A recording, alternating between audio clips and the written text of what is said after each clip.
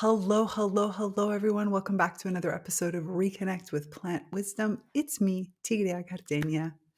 I am so excited to be here today. I woke up super early.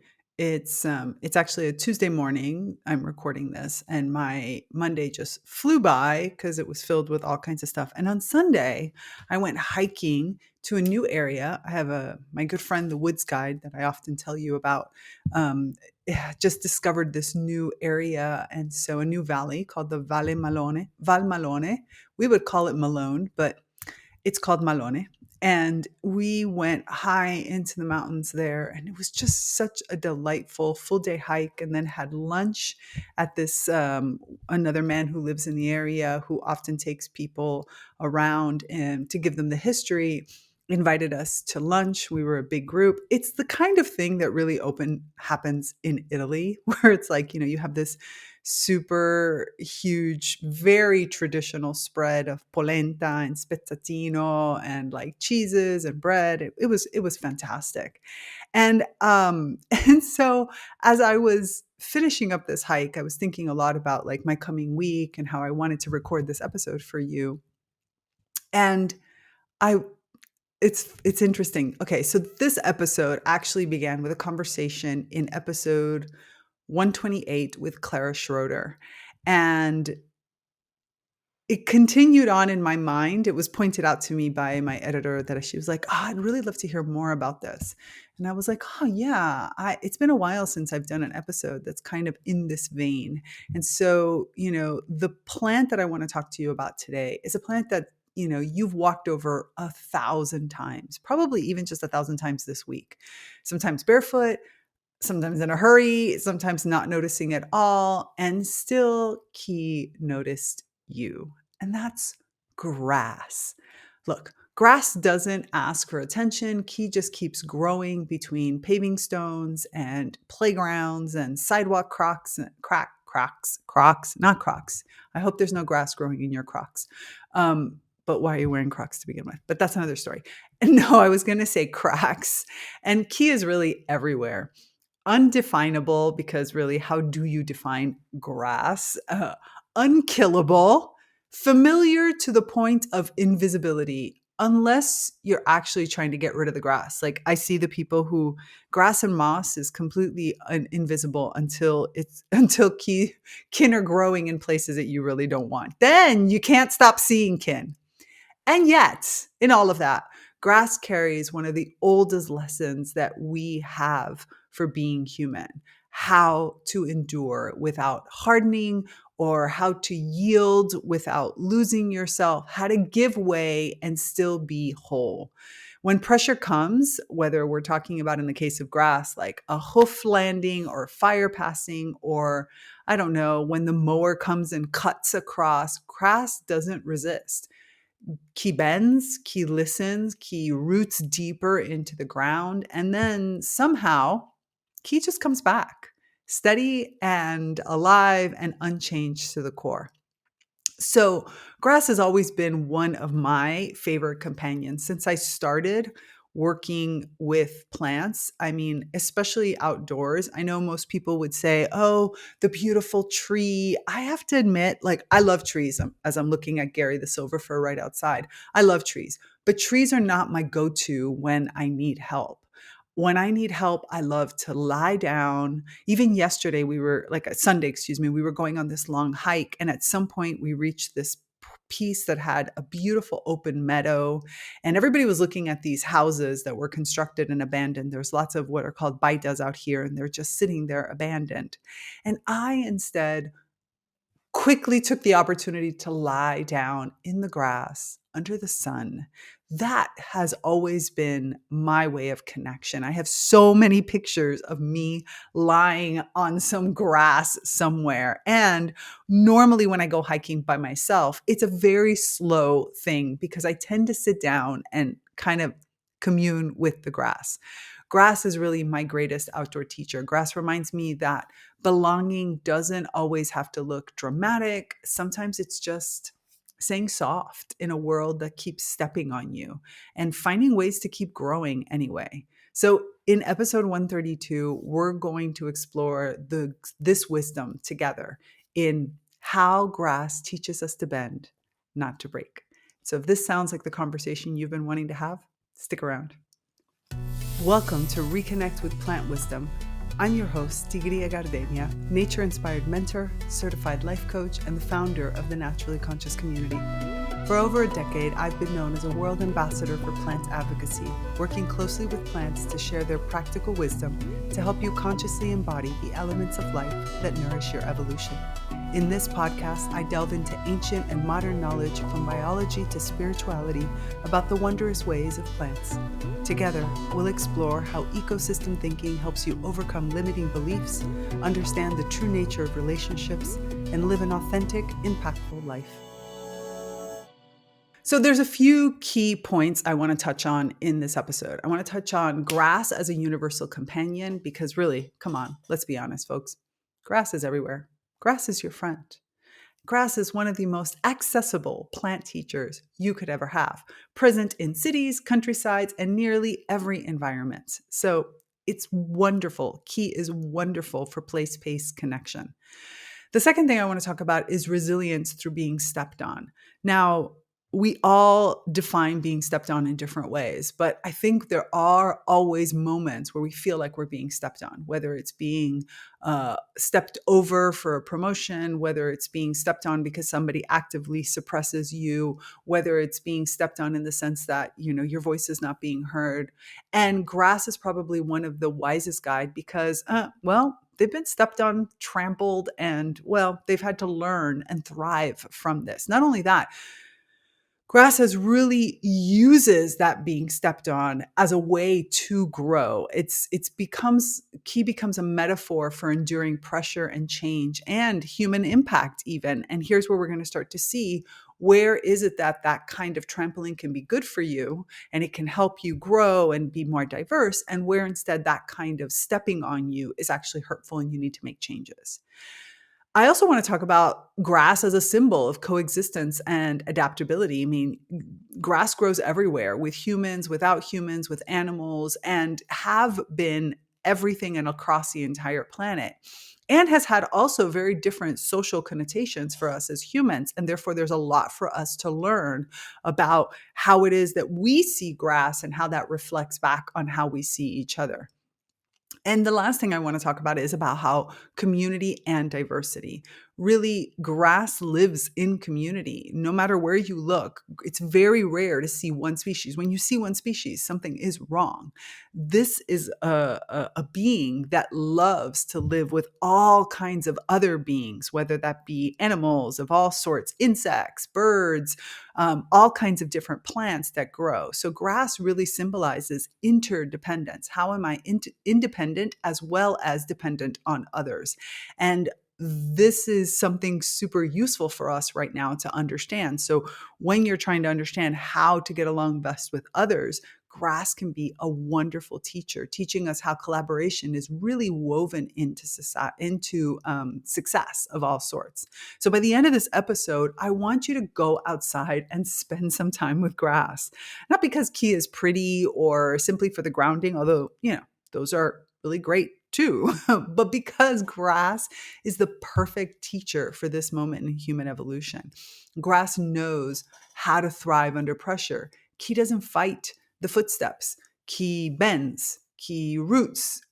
Key grows back stronger. Key knows how to live in community, to share soil and sunlight without needing to dominate. And Key does all this quietly right under our feet. So when you sit with grass and you touch Key and take a nice deep breath and really listen with your whole body, grass begins to teach you how to recover from what's flattened you and how to adapt without losing yourself, how to find resilience through connection instead of isolation, which seriously, come on, right now, we all need a lot of that. So by the end of this episode, I really want you to understand why grass is the most accessible mentor and learning. I'm probably the most accessible mentor. You can come and find me anytime. But grass is probably the most accessible plant mentor for learning adaptability and self-healing. And I'll just give you some simple tools to begin that conversation for yourself. So, ready? Let's get to know grass. Oh, wait. First, I want to invite you to connect with one of my eco-conscious business partners, because when you support them, you support the germination of more intentional businesses all over the world. For over a decade, I've had the profound joy of working with the music of the plants, a musical instrument made just for plants. This very music is what sparked my own plant reawakening, guiding me to reconnect with nature in an entirely new way. Imagine listening to the harmonious melodies of your plant companions and feeling their wisdom and presence through the language of music. It's an experience that has transformed my life and the lives of so many other people. If you're curious about the hidden songs of plants and want to connect to your plant friends in a completely new way, I invite you to discover more at tigriadagenia.com/music of the plants. It's in the show notes. Plant music is great for healing, sharing, and personal connection. Let's continue our journey of personal evolution and plant consciousness together with the songs of plants. Okay, let's get into grass as your, I don't know, universal companion. That's kind of how I think of grass. I think of grass in that way because no matter where I am, if I am stressed out, doesn't matter if I'm in a foreign city, if I'm at somebody's house or whatever, I can most likely find grass somewhere within a 5-minute walking distance. Growing up through the sidewalk crack or something like that. Grass is everywhere, under our feet, in our cities, edging sidewalks, softening playgrounds, reclaiming cracks in the pavement. Key grows quietly along the riverbanks and railway lines, like in abandoned lots, in manicured lawn. Look, grass is the background of our lives. The green hum we really forget to hear. And even in Antarctica, I discovered in doing research for this, on that finger of land that stretches towards South America, a few species of grass cling to the edges of the ice there. I'm even convinced that there is grass below the ice in the other areas. And eventually, when the whole planet shifts again and Antarctica melts in some ways, I'm not talking about global warming. I'm talking about natural progression of movement of the planet. I think that there's going to be grass that springs up there relatively quickly, but only time will tell if I am correct. The planet simply doesn't know how to exist without grass. Grass is so ordinary. We just stop seeing Key, but grass has never stopped seeing us. Trust me on this one. This is where the story of reconnection really begins. Not in a forest or a sacred mountain. You don't have to go far away to connect with nature and to feel your own nature. Right here, what is already underfoot will take you home. And grass reminds us that access to the living world is not a privilege. It's a constant invitation. Wherever you are, you can connect with kin. You don't need a perfect wild space. You don't need a retreat or a ritual. Okay, retreats and rituals are cool also. Kind of like, me as a mentor, retreats and rituals, good things. But my point is that you just really need to notice. Grass says, start here. Start close. You're already home. Every patch along a city curb or a neglected corner of a park, or even, that potted ornamental that grasses that are growing on balconies, or some grass that is growing. Like I have cacti behind my monitor, which is right in front of me. I have cacti growing, and every once in a while, grass shows up in there. Where the heck the grass comes from, mind you, I'm on a second floor. Like, where does the grass really come from? But if you've ever felt disconnected from nature, start with the nearest blade of grass. And no doubt there's someone somewhere growing nearby. Our bodies already understand this connection long before we try to name it. And science actually shows us too. A study in Philadelphia looked at what happens when neglected, trash-strewn lots were simply cleaned, leveled, and planted with grass and cared for. Nothing elaborate, just grass, a few trees, and a low wooden fence. In some cases, the lots were just cleaned, but nothing was planted, and grass, and mosses just naturally started to take over. Across 110 neighborhoods, they found something extraordinary. Depression among nearby residents dropped by 41%. The feelings of worthlessness, like the idea that I am not worthy, fell by half. And in neighborhoods under the most stress, those high poverty areas, those food deserts, those areas that feel like all it is concrete city, just being able to have lots that had some grasses in them and pretty much nothing more than that, self reported depression fell by nearly 69%. When grass isn't just present, but actually cared for, Key becomes a healer. Key's presence is a statement. This place, this soil, this life matters. It changes how we carry ourselves, how we feel about where we live, how we inhabit our space. And this isn't just a Philadelphia story. It's not just the United States.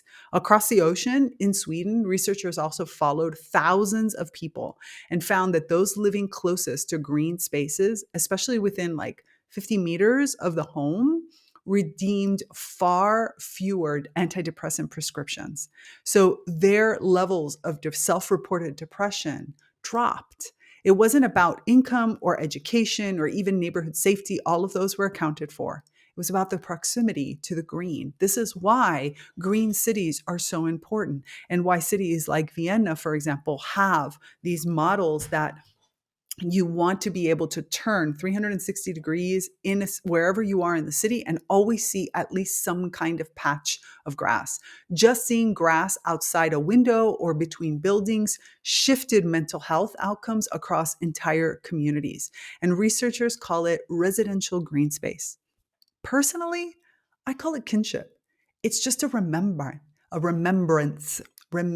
It's really remembering that you are nature because the body knows when life is near. And even if you never step barefoot onto the soil, which I do recommend that you do, and your nervous system actually responds to that green. Your breath slows, your heartbeat steadies. Grass doesn't have to be touched to do Key's work. Key just needs to be seen. Just stopping and recognizing that the grass is there, acknowledged, allowed to photosynthesize in your shared air. That's the quiet medicine of grass, a presence that's so humble that Key heals without ever asking to be noticed. And there's science for all of this. Research shows that looking at scenes rich in green wavelengths increases heart rate variability, an indicator that the parasympathetic nervous system, that part of us that says, you're safe, has switched on. So just seeing green, and that could be a poster, by the way. There are studies that show that just looking at, if you can't get outside, this is why when you go to the dentist, have you ever noticed that like they have up on the ceiling, beautiful like landscape with green in it? This is the reason why. Your blood pressure lowers, your cortisol drops, the body moves from fight or flight to rest and digest. And it's no accident that hospitals plant lawns. Grass helps us breathe differently. Key signals that we're safe and life-sustaining environment. Like that is where I am, where recovery is actually possible. But at some point, you have to move from seeing grass to touching grass. There's a difference between admiring from a distance and allowing your skin to remember what earth feels like. I'm super excited because the next episode, we're going to be talking deeper about this, about what it means to kiss the ground and to earth in. And this is where science and spirit meet. Modern researchers call it grounding or earthing, your placing of your bare feet or any kind of bare skin directly on soil or grass, allowing this exchange of electrons between your body and the planet, which, we're all one. We're all one. These electrons, they help neutralize free radicals. So on a physiological level, they stop them from damaging cells and breaking the chain of reaction of oxidative stress. And there's like all of these different elements that protects the body's DNA and cell membranes and other components from harm. But though it's really also important for us to think about, I guess it's really not a but, it's more of an and, it also balances the nervous system and it reduces inflammation, something I am currently testing myself. And the data shows that lower cortisol, better sleep, and even pain relief all can come from touching grass. And our ancestors didn't really need all this data. I mean, I'm giving you this data because there are still those people that say, well, is it really worth it? Yeah, it's worth it. It's worth it. But our ancestors just called this living, right? Our ancestors were always out experiencing the land, sitting on the land, touching the land, and having that relationship. And maybe that's the invitation the grass keeps offering us. Every time you walk barefoot across a patch of green, you're not performing some wellness ritual. You're coming home. You're re entering the field of life that holds you, it charges you, and it reminds you that you belong. That's really the medicine. You don't need all this proof. I'm giving it to you because I feel like it's fascinating and interesting. But the quiet relief that really comes into your body when you finally stop insulating yourself from the world is all of these different experiences, because it is the world that made you. So I want to go deeper into also what it means to be stepped on, but I just want you to remember that first and foremost, you belong. You are whole. You are part of a connection. And one of the ways to experience this, one of the fastest and easiest ways to experience this, is by touching the ground and being with the grass. And that being said, we can go farther into this to understand how grass can teach us how things like being stepped on can be a good thing when in the right context. Because look, grass knows that story better than anyone. And before we close, I want to keep reminding myself that I want to share some tools for you to start conversing with grass yourself. These are super simple practices and open the dialogue that you won't even imagine how powerful it can be. So let's get into the second point, which is resilience through being stepped on. Okay. I want to talk about what I mean. Hold on. I'm going to grab some water. Give me one sec. I don't know if I would have ever made it as a radio host. I mean, maybe I would have, because I love the music and I love telling stories, but like getting into the stories by yourself takes a little, like if I didn't have notes, I don't think I would ever make it through a full episode. I would just ramble on, and I'm not sure if that's really what you want to hear. Well, maybe if you made it through the earlier episodes of this podcast, then maybe you do like it when I ramble on. Okay, sorry. I'm going to go back to what it means to be stepped on and why grass might be really one of the wisest guides you'll ever meet for that lesson. If you've ever walked across a lawn after rain, you've seen it, right? You have blades of grass pressed flat under your shoe, and then an hour later, they're lifting themselves back up, and they're this beautiful shade of green. Grass doesn't really make any kind of speeches about injustice of being stepped on. Grass doesn't hold up a sign themselves that says, please don't step on me. That's a human thing, and we're going to talk about why. He really bends, listens, redistributes water, and then returns back to normal. Not exactly the same as before, never really the same, but still unmistakably grass. This is grass's behavior. And that's the heart of this teaching. Resilience without hardening. Grass integrates disturbance into growth. He doesn't spend energy pretending the hoof never landed or that I'm never going to be stepped on. He responds, and that response becomes structure. Deeper roots, new kind of tillers, a wider mat of life that's harder to rip out next time so that you can't just pull up a section as you walk through it.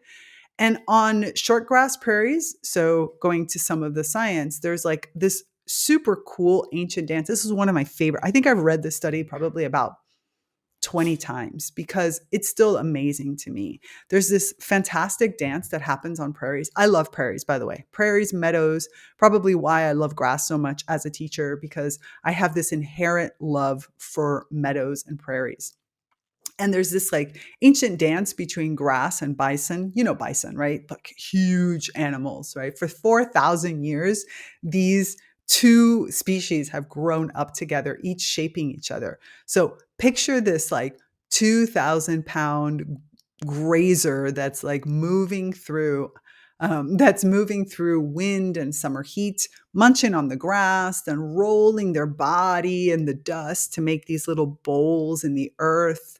And it cracks me up because I live in front of cows all the time. They're not here right now, which is quite lovely because the bells drive me crazy and must drive them crazy. I say this all the time. But anyways, I do like admire the grass before me is this beautiful like prairie land. This big meadow in front of me is gorgeous with cows that trample all over it all the time. But anyways, what I was saying is that in this study, they were following how these beautiful bison make these little bowls of water that basically when they scratch themselves, they fall onto the ground and they rustle around. If you're watching the video, you see me moving. If you're not, it's kind of funny.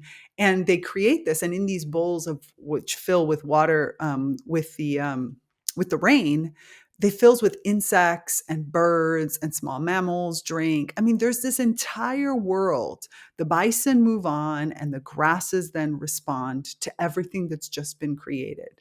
So as the tops of the grasses are being grazed, the roots are pushing deeper. And so when they're disturbed, this actually signals to like create stronger matting, and then new shoots start to spread sideways. So the more that the grass is disturbed with these bison that passes through, the more the grass is able to go farther across, stitching out soil together in order to create like a longer reach. And so all of this might for us look like damage, but it's actually regeneration. This relationship between bison and grass is actually built on disturbance and then recovery. But when the bison were actually taken away, because of course humans think, oh, look, we're damaging the area, that rhythm was broken. Cattle came afterwards. And with cattle, there's a different pattern. Cattle, not like here, which is the reason, and I see this probably because I see this firsthand. When cattle are brought to these types of prairie lands, they're left for a long period of time in one place. And cows tend to linger near the shade and the water source that they're being driven. So they trample the same ground over and over again until those banks completely collapse. The plants that hold them just die back there. So this creates an entire collapse of the ecosystem. Streams start to shrink. There's lots of non-native grasses or other kinds of beings that move in. I don't say this to blame anything, but it's really about balance and understanding. For example, the area that I live in front of, which is a meadow / prairie area, and there's lots of cows that come through, but they're cows that are pasturing through. So they come in, they're here for a few days, and then they go away because they're moving from one side of the mountains to the other based on the time of year. So it is similar to the experience that happens with the bison, where the cows are moving through and they constantly are moving. This is a large meadow area, but in the course of maybe a few days or a week that the cows are here, they might be in 3 different areas. So the cows are constantly moving. So it has that. And I go often down there because this is right by the river. So I can go there for a walk and I see what's happening. I see how this regeneration happens from it. When you move the animals, you give the land time to rest. You let the water breathe again. The prairie remembers how to do things. These meanders wander and widen, sorry, not wander, widen, and life returns in layers. Birds and other kinds, grasses of every kind, whether it's bison or really well-managed cattle like what we have here, the wisdom underneath is the same.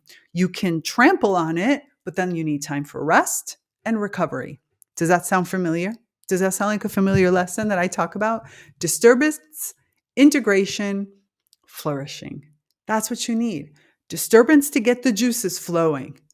Rest to settle into whatever it is that you create. Recovery to learn from that and start anew. This is the strategy that's written into grass's body. Kia's learned to thrive in places that are defined by pressure, right? Hoof and wind and fire and heat and ice. Grass doesn't bounce back by just kind of snapping upright and pretending nothing happened. Oh, I wasn't stepped on at all. No. Ki goes roots deeper into it. That's different. Rooting back means sending energy below ground where nobody's going to applaud. So they're going to bank some sugars and branching out the rhizomes and sharing through kin networks and creating all these different networks. So the moisture and the minerals move where they're needed. Rooting back means widening the base so that the next step doesn't flatten you as easily. It's humble work, but it's also quite brilliant if you think about it. It is about taking what's coming and using it to your advantage. Seeing how this works helps us understand how that same logic applies even in cities.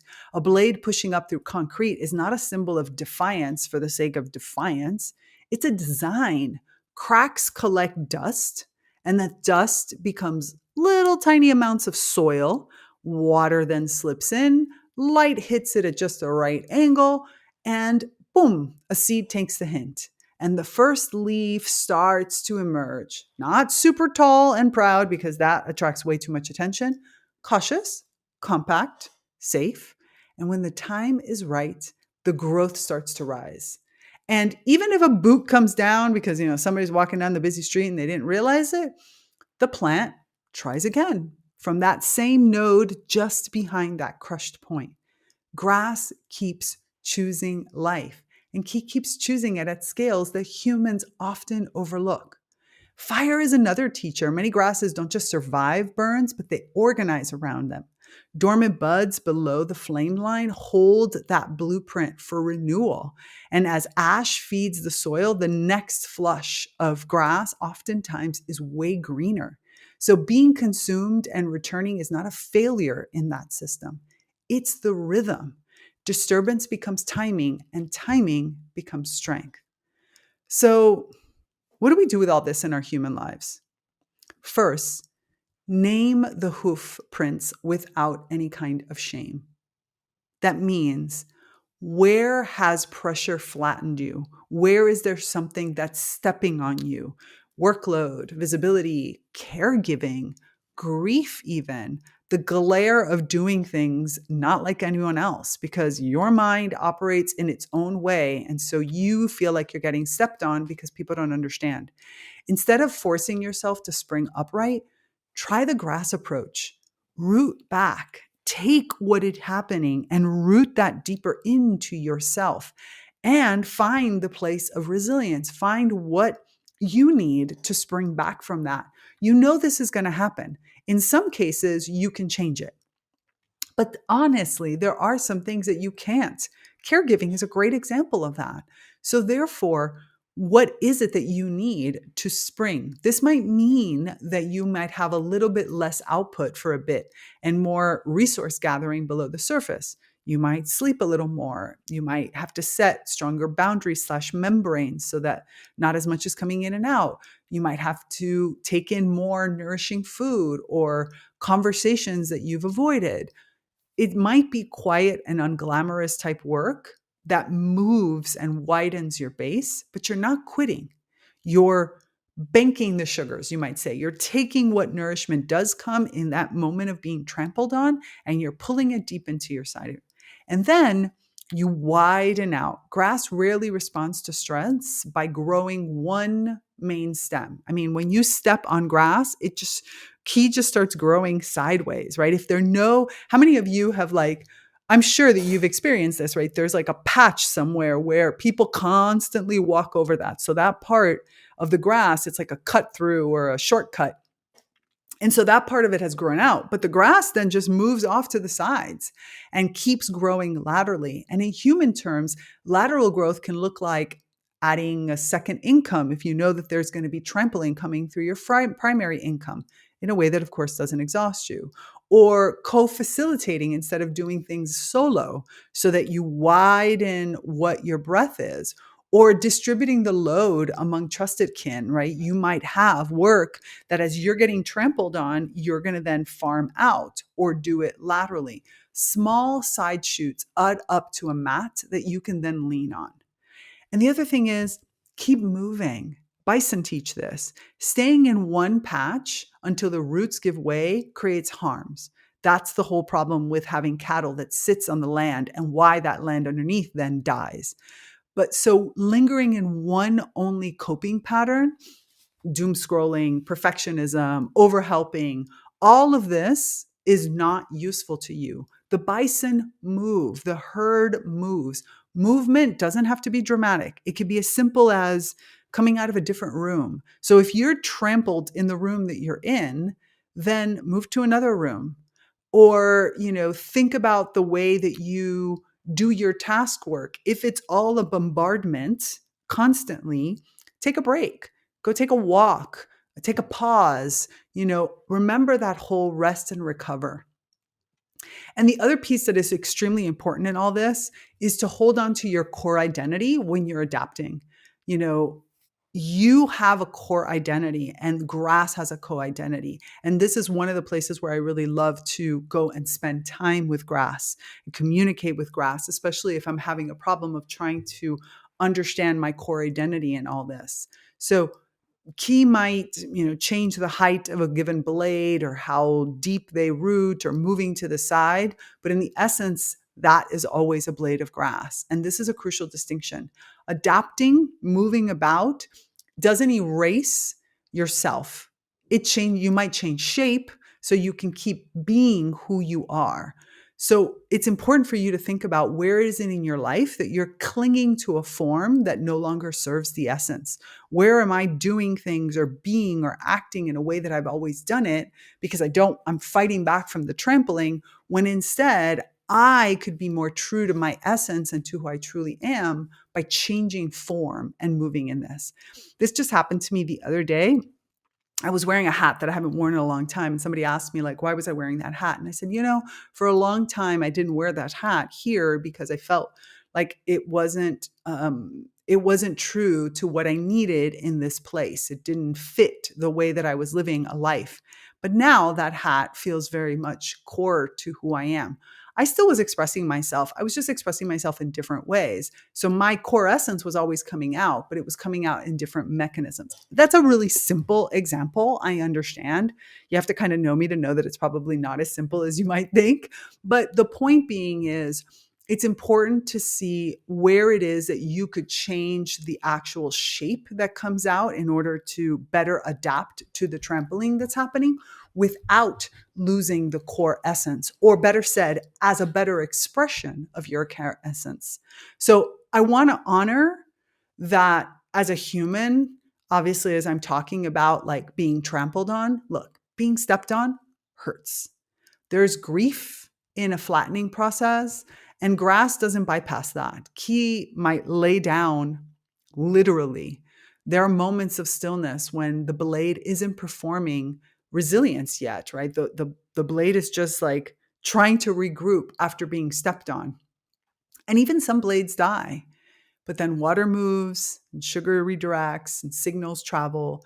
And because the system is really practicing is, there's a choreography that is ready when needed. And that's another lesson. You have to rehearse your recovery if you know this is a pattern. So you have to, just the same as you rehearse being ready for being trampled on, you rehearse also the recovery of it.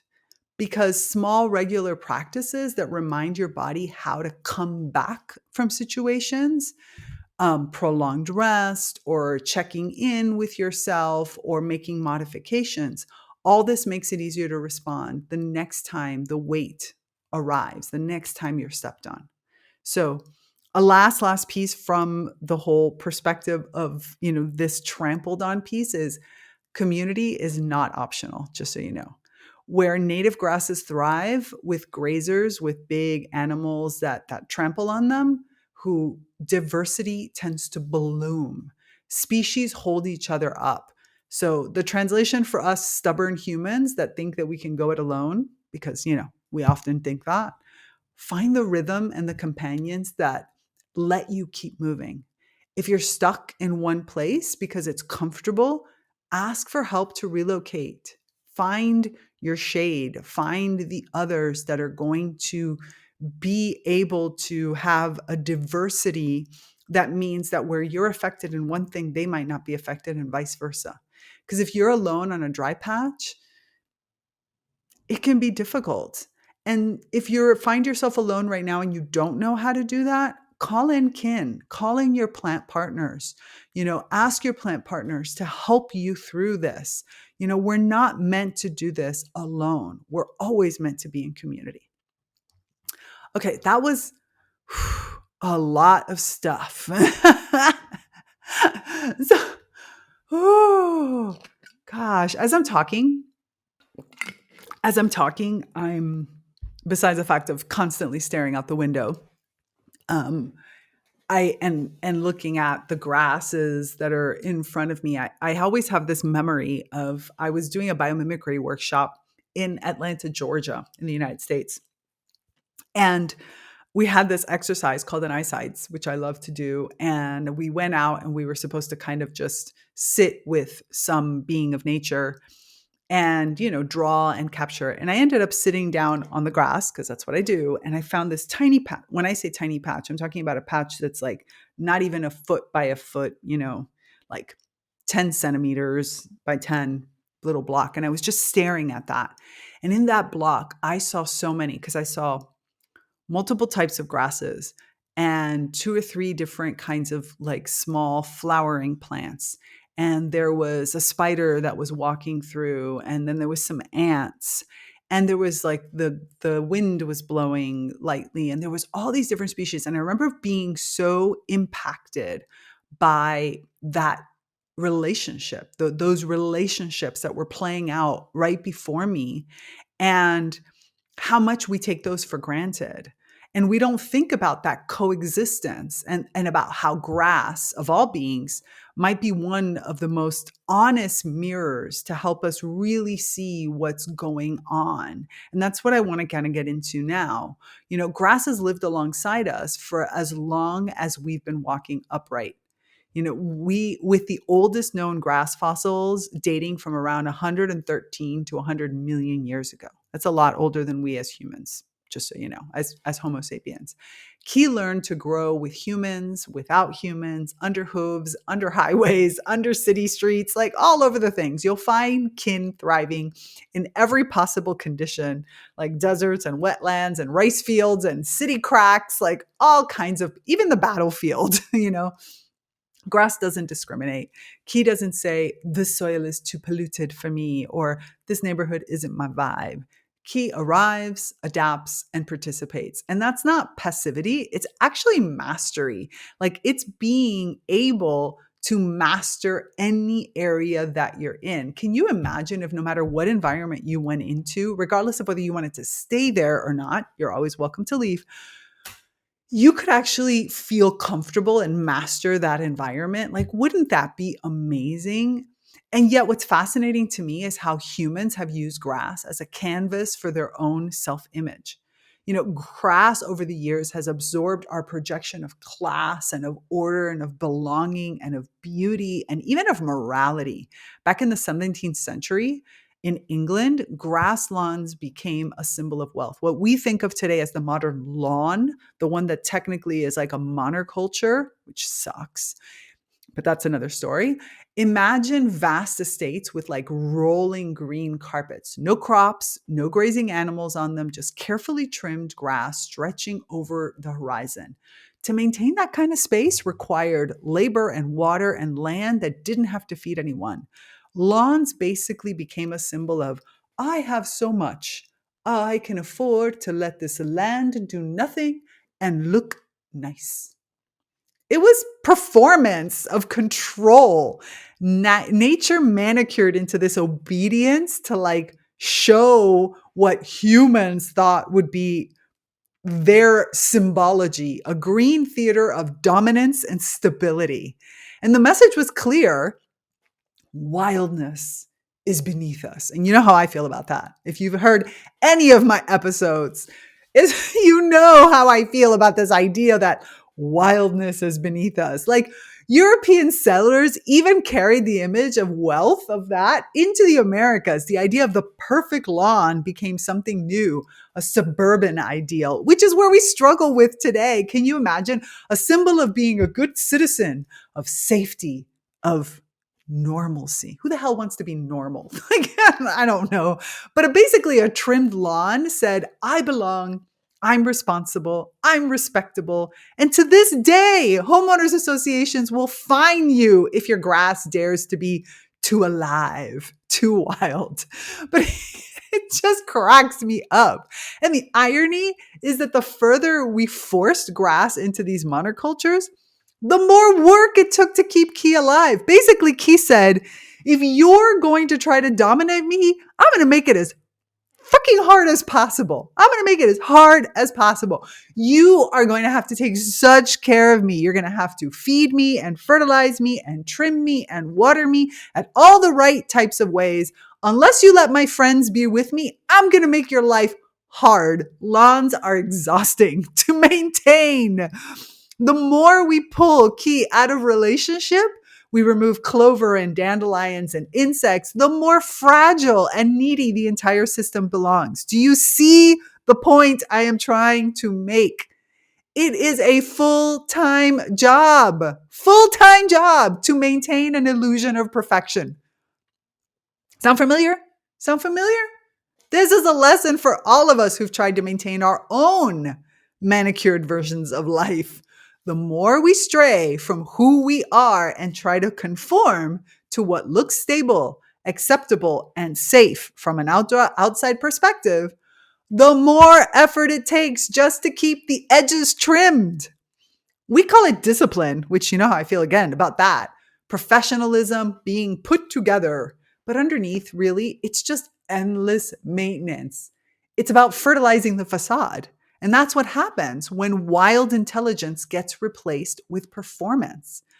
Grass, however, has never forgotten who Key is because grass might allow Key self to be maintained in that way. But you give grass an inch and they're going to invite dandelion and clover in for a party. So even under the tyranny of the mower, grass keeps networking underground. Root to root, rhizome to rhizome, Key shares all their waters and sugars and microbes and information. Even in a monoculture, grass secretly restores diversity. They welcome mosses and weeds and fungi. Whomever is going to show up to the party, they're going to be like, come on in, grab a beer. I've got some like sugary stuff for you. Come on in. And if the humans try to like take you out, don't worry. I'll just hide you in my roots. And when they're not looking, I'm going to bring you back up. Grass is community minded, kind of like us, right? Key thrives in plurality. So that's the quiet rebellion of grass and what you can learn by spending some time lying in the grass. No matter how many times we might try to make kin conform, Key keeps reaching sideways and inviting others in. And that's what I find so beautiful about the current no lawn movement. Across cities and suburbs, people are pulling up the sod and planting pollinator gardens, native grasses and wildflowers, because that aesthetic of control is like, it's exhausting and useless and not nourishing for anybody involved. So it's giving way to the new aesthetic of coexistence. The human desire for beauty isn't disappearing. It's maturing back to the idea that wildness is beautiful, that diversity is beautiful, that the commingling and the strength that comes from that commingling. Beauty is not weakness. Beauty is strength. It's remembering that beauty can be functional, relational, alive even. We're finally catching up to what grass has known all along, that you can be soft, because I mean, everybody loves a nice grass when you want to lie down or when you want to play outside, but also strong and composed and untamed, ordered and alive all at once. And so that's why this whole kind of episode comes from that conversation in episode 126, where I talked about rewilding as core intelligence, about how wildness isn't chaos. It's adaptability rooted in your essence. Plants don't try to be free. Kin are free because they know who they are. Rewilding isn't a rebellion. It's a memory, and grass has always embodied that. Key flows between systems, humans and non-human, order and wildness without ever losing the essence. Key knows, give me a chance, and I'm going to call in all my friends. That's why I'm saying that even in a monoculture, grass keep dreaming of diversity. Even under control, Key whispers, don't be fooled. this isn't my true form. Just give me a little space and I'll show you what I got. And now, as we rewild our landscapes, we're being asked to rewild our own inner lives in the same way, to move from performance to participation, to release all those obsessions without looking stable. Well, actually, hold on. Let me say that again. To release the obsession with looking stable. I almost said that wrong. And to start building systems that actually sustain life. I get really worked up about this because as a person who grew up with very, very little lawn and never parents that ever tried to like control the lawn, we mowed the lawn, but nobody ever went there and was like, oh no, we got to put some kind of fertilizer down or whatever. Actually, we have a kind of grass that was like itchy and there was lots of fire ants. You knew that if you rolled around in the grass too much, you were going to get fire ants all over you. And fire ants are not pleasure. But there was this desire still. And that's what grass models so perfectly. Coexistence without compromise, adaptability without erasure. How can I adapt to my situation without erasing my core essence? So here's what I want to leave you with. Where from this section is, where in your life have you created a lawn where what you needed was really a meadow? You know, how a meadow would feel. I remember at my first home, the first home I ever bought back when I was living in Seattle, had this gorgeous meadow in front of it. And it was just this long piece of lawn to a certain extent. I was young. I didn't know what I was doing. But I remember sitting at a fair, like one of those home festivals, fairs, whatever they're called, or expo. And I was listening to somebody talk about the creation of meadows. And oh my goodness, I loved it so much, so much. I had these dreams of like these tall grasses and short grasses and like little wildflowers and a tiny little table that I could sit outside and drink tea. Why would you ever exhaust yourself maintaining appearances or maintaining a lawn that were never really meant to sustain you and that couldn't sustain you? And what would happen if you just stopped mowing? If you let diversity return, let the dandelions and the clover of your own nature show up again, metaphorically speaking, because maybe that's the quiet wisdom of plants, like, and the quiet wisdom specifically of grass. No matter how much we trim, confine, or try to control, the moment you stop forcing that shape, Key remembers and Key grows again. Everywhere, with humans, without humans, with animals, under asphalt, through cracks, reaching for the light. That's not the resistance. That's remembrance. And that all exists inside of you. The last piece I want to very quickly touch on is like this point of community and diversity. If you go outside and kneel down, I mean, really, just kneel close to the ground and look at any patch of grass, you'll notice something. It's never just grass. Even the most uniform looking field, when you part the grades, the blades in it, you revealed a quiet little orchestra. Clover sneaks in and moss is really low and there's like sedges and plantain and dandelion and chickweed and all there. Hence, why I love spirit wild plants. They're all there weaving themselves between the grass strands. And the grass is just sitting there going, yeah, buddy, I love it here. I love it here. Fungi lace through the soil. Microbes are all around unseen. It's like this massive conversation, this party happening right beneath your knees. So you can just sit there and be with that. I'm telling you, if you lie in the grass for a little while, even if you're just facing up, that joy, that party environment is going to come to you. The truth of grass is that in the wild, Key never does solo. Key only lives in community. And that's not by accident. Grass actually evolved because of diversity. So all of these different pieces, nitrogen fixers and like moisture holders and pollinators, like they're all important and they create this area. No single species could ever support that. So when we contrast that with our human systems, our economies, our education models, our neighborhoods even, where sameness is often equated with safety, we try to make things predictable, efficient, and even standardized. But these types of monocultures of thought, they just lead to burnout, to division, and to depletion. So Really, nature continuously tells you variety is resilience. Like you need that variety. Grass teaches us that interdependence isn't weakness, it's insurance. That's where true safety comes from. It's strength distributed through connection.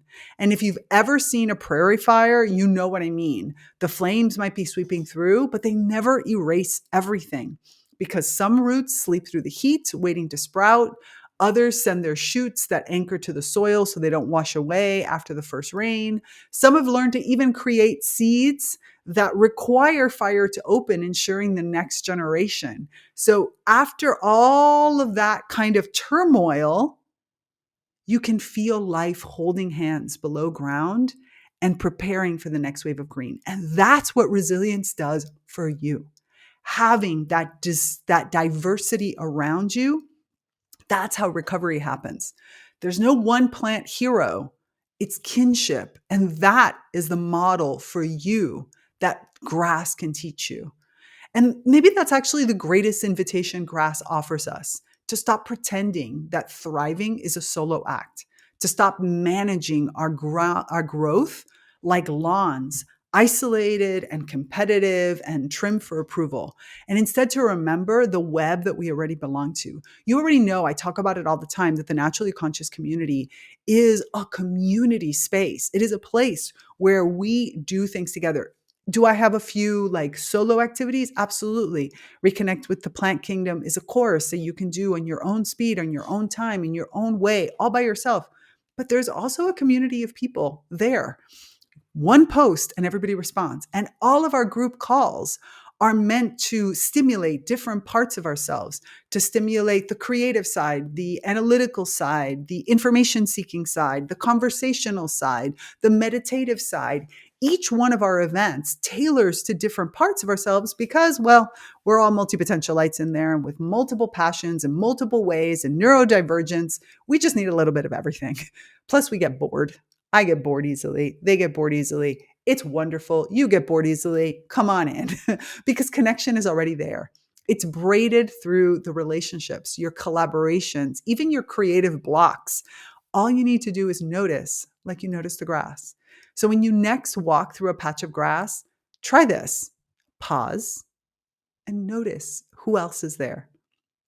The tiny flowering weeds, the ant trails, the fungal threads binding the soil to life, and ask yourself, who in my own ecosystem am I overlooking? Who's been quietly holding the ground while I was reaching for the light? Or who was there when I had to root deeper because of a disturbance? Because thriving, as grass showed us, is about how well you share the field. So after all this, what is grass really teaching us? If there's one truth that grass keeps whispering every single time I go to meet Key, it's this: connection is never far away. You don't have to travel to a sacred forest or climb a mountain to remember your belonging. All you have to do is look down. Grass has been with us everywhere, from the edges of the city sidewalks to the cracks in a parking lot, to the tundra of Antarctica, to the quiet shade of your own backyard. He is always there, holding that thread between human and earth, between the ordinary and the miraculous. The planet doesn't know how to exist without grass, and maybe neither do we. We started with grass as the most familiar stranger, but now I hope you see Key as what Key truly is: your oldest ally, the one who stays when you forget how to listen, the one who keeps photosynthesizing through your noise and your distraction, quietly reminding you how life actually works. Because when you sit with grass, even for a moment, you remember, you breathe. Your breath starts to slow to match the rhythm of Key's exchange. Your body starts to root, not metaphorically, but electrically, into that field that made you. When you sit there, you feel it all come about. And you remember that belonging isn't a feeling you earn, it's a biological fact. Grass doesn't ask you to be perfect. He doesn't care if you've lost touch with your practice, if your mind's been busy or if you haven't stepped outside in days. He just says, start here, touch me, notice me, breathe with me, because connection isn't something you build from scratch. It's something you return to. All the other lessons we've explored, resilience, coexistence, adaptability, community, they all live inside this one truth. You are never disconnected from nature because you are nature. Even when you feel cut off, you are surrounded by kin who haven't given up on you. Grass teaches us that the sacred isn't somewhere else. It's underfoot. It's on the sides. It's all around us. And I think this is the heart of the medicine. Reconnection is recognition. It's about seeing that life's already around you and remembering it's also within you. And that's what happens when you let grass lead. You stop trying to return to nature because you realize that you've actually never left. So the next time you pass a patch of grass by the curb or under a bench, or maybe in one of those neglected lots in the city, just pause. Not for long, but just enough to notice that shimmer of light on a blade, kind of like if you're watching the video, the shimmer of light on my face, the faint hum of a photosynthesis, or I don't know, the way the air feels different there. I don't know about you, but I see grasses overgrown and I just take a deep breath. It could be like a lot and there could be tires or something else growing there. And I just take a breath because that's kinship. The grass is saying, you're home. And when you begin to feel that, even in small moments, you start to sense the quiet dialogue always waiting for you. A conversation that doesn't need words, simply attention. Because connection, like grass, is everywhere. You just have to let it find you.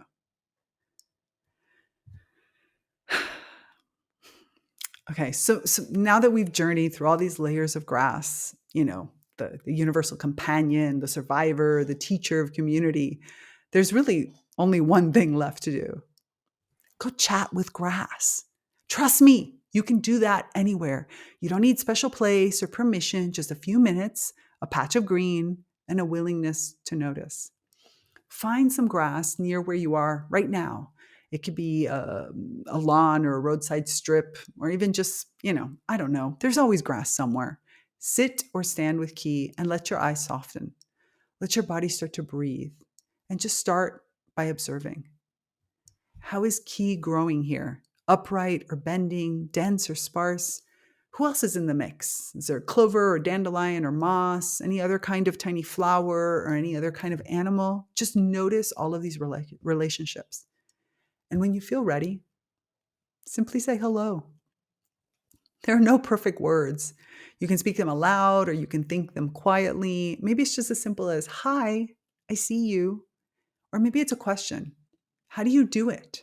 How do you keep showing up even after being stepped on? Maybe it's just a breath that's shared, your exhale and Key's inhale. The goal isn't really to hear an answer. The goal is to remember that you're in dialogue, to feel the pulse of life inside of your body. It's that same current moving through the blade of grass that's beside you. That's what separates you from kin. It's really just habit. The habit of noise and of rush and of forgetting that communication is already happening beneath that thought. So in speaking or in experiencing these words and asking these questions, just allow your body to be the receptor, to be the antenna. And if you're feeling nervous or unsure, if that voice in your head says, I don't know if I can talk to plants in that way, that's okay too. You don't have to know. You just have to start. If you want support deepening that dialogue, That's exactly what we explore together inside of Blooming Sprouts. When you join, you get access to a whole library of live and recorded sessions, including one of my favorite workshops, Enhanced Plant Communication. That session is a full 3-hour immersion in what it really means to converse with the more than human world, not as a metaphor, but as lived experience. We go beyond just the 5 senses and into the body's natural way of perceiving and responding. And you'll learn reliable ways to open that channel, to validate what you receive, and to co-create so that you can create a new level of meaning with plants. We also work through the doubts, the very famous, am I making it up loop that so many of us get caught up in? Because once you understand how communication actually feels in your body, look, you're going to just naturally stop questioning it. It starts building a relationship. And this isn't another training to pack your brain with lots of new information. It's just about remembering, a return to what you already know in your cells, that you are designed to be in conversation with life because you are life, that the air you breathe, the food you eat, the very pulse of your fingertips are part of an ongoing exchange with the living earth. And you'll also find mini voyages with spirit wild plants, those dandelions and chickweeds that we keep talking about, and little tiny short guided journeys that help you meet individual plants in a more personal sort of way. Most of them have 3 very, very, very simple techniques. So think of all of this as an invitation to meet new friends, to listen, to learn, to co-create in partnership with kin who have been patiently waiting for you to notice them again. So whether you start with the patch of grass outside your home or you decide to step into the circle of blooming sprouts inside the naturally conscious community, as always, everything is in the description. The invitation is the same. Reconnect. Let life speak back. Let grass remind you that you belong to something vast, ancient, and deeply intelligent, and that this conversation is yours to continue. Because connection isn't rare. It's right here under your feet, waiting for you to say hello. As always, I just want to thank you for sharing this little patch of time with me and with the humble, unstoppable wisdom of our grassy kin. If something stirred in you today, please pass it along. Share this episode with a friend who's been feeling trampled or disconnected, or maybe just needs a reminder that belonging can begin right under their feet. Like it, subscribe, all those types of things. Leave comments, because we really want to reach more and more people who feel disconnected and who know and who could know that the plants are their way back home. If you'd like to discuss how I can help you create a life of connection and calm, book a call with me. The link is always below. And we can talk about your plant allies, your creative roots, and whether your wild intelligence is trying to grow next. I'm so curious. I'm always so curious about those types of things. I just want to hear it all. But until next time, don't underestimate the quiet power of the ordinary. It's really where real conversations begin. And always, always, always remember to resist the urge to hold back your emerging green brilliance. I'll see you among the sprouts in NCC. Thanks for tuning in to this episode of ReConnect with Plant Wisdom. To continue these conversations, join us in the Naturally Conscious community, your premier online ecosystem for plant reawakening and accelerated evolution and co-creation with other kin. Here, you'll find expansive discussions, interactive courses, live events, and supportive group programs like the Plant Wisdom Book Club and the Sprouts Writing and Creativity Group. Connect with like-minded individuals collaborating with plants to integrate these insights into life. Intro and outro music by Steve Shuley and Poinsettia from The Singing Life of Plants. That's it for me, Tigria Gardenia, and my plant collaborators. Until next time, remember, resist the urge to hold back your emerging green brilliance. I'm out. Bye.